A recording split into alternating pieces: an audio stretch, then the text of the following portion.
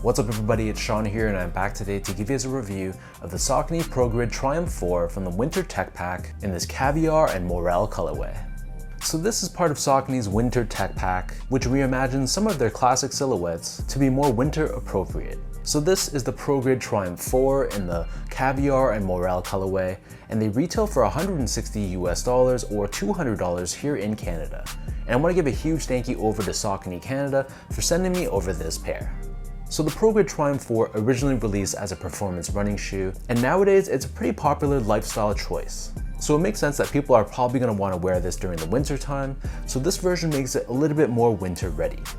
So diving into the details of the shoe itself, starting things off with the toe box, this is covered in this dark blue colored mesh, but underneath this we have a secondary layer which helps to give the shoe more warmth and give it a bit more water resistance. Right above this we have this pale bluish gray synthetic leather with this reflective detailing and the Saucony logo. And then overlaid on top of the toe box, we have a translucent TPU layer which gives the shoe more water resistance. And then covering the front toe cap, we have two layers here, one layer of the synthetic grayish blue leather, and a secondary layer in gray which feels a bit more like a synthetic nubuck. This also has reflective detailing here as well. Moving downwards on the lateral side, we have more of these darker gray synthetic layers with reflective detailing.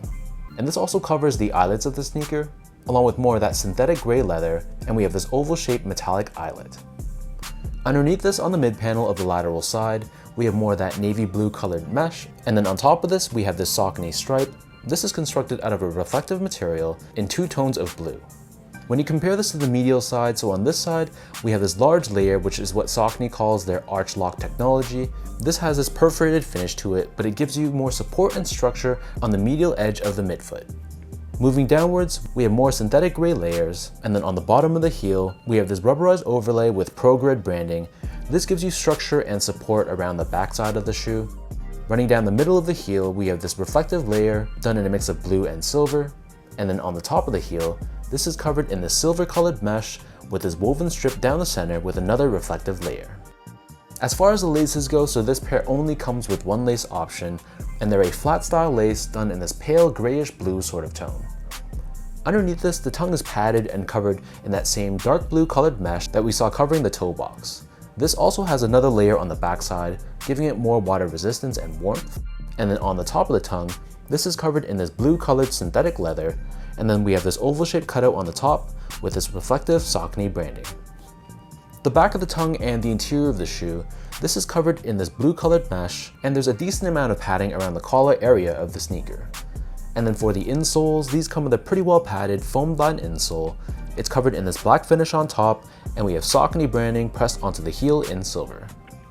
So the upper of the shoe sits atop this midsole, which is crafted primarily out of Saucony's Progrid technology, and the midsole color choice is done in a mix of this pale blue color, gray, and this beige color on the heel.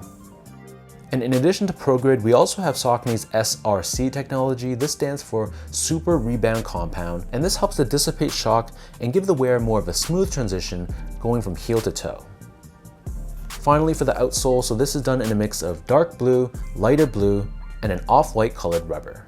We have a pretty aggressive traction pattern, and in the middle, connecting the forefoot and the heel, we have this hard TPU shank plate, which is there in place to help with torsional rigidity and midfoot support. So that breaks down the look and the construction of this pair. And for those wondering about how these fit, so in my case, I'm a true size 10, slightly on the wider side. Saucony Canada sent me this pair in a size 10, which is what I normally would go with for the silhouette, and it fits me perfectly fine. So if you have a narrow, normal, or a slightly wide foot, go true to size and it should fit you okay. I feel like if you have a wider foot though, you'd probably be better off going up a half size. With the added layers, this shoe feels a little bit more restrictive than your typical Progrid Triumph 4. But the length of the shoe was no problem for me, especially if I'm going to be wearing thicker socks. I think my feet will fill up the shoe pretty nicely. Moving on to the comfort of the shoe, so these pretty much feel like any other Progrid Triumph 4.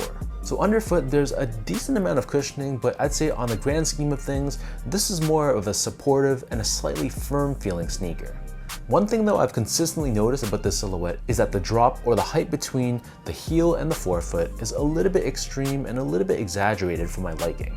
So when I wear these, I feel like I'm just slanted forward because of how high this heel is. it just leaves my feet pointing downwards, which leaves a bit of an unnatural feel, and it's not something that I'm personally crazy about. So this is not gonna affect everyone, but it's just something I noticed that I figured I should tell you guys. Finally, in terms of the quality and craftsmanship, so first off, the material quality was fine. There's no genuine leathers or suedes on this shoe, but considering this is made to be worn in the winter, it kind of makes sense why they wanted to beef this up with more durable materials and a lot more synthetic layers and reflective panels, which will make sure that it lasts during the dirtier, wet winter months. The craftsmanship on the shoe I thought was perfectly fine. I didn't notice any major flaws on my pair, so kudos to the factory for putting together a shoe with pretty much no flaws.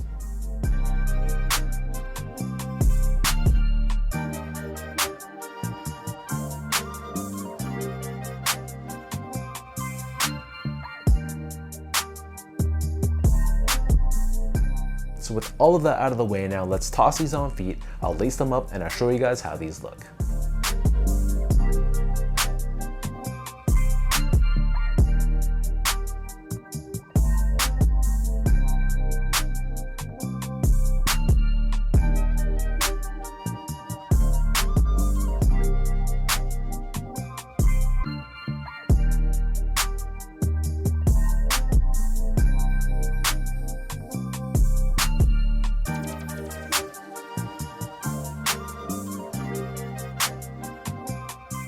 Overall, I think the colorway is a perfect winter colorway, and if you're a fan of the Progrid Triumph 4 and you still want to wear the silhouette when it gets cold, dirty, and slushy out there, I think this is a very solid option for you to pick up.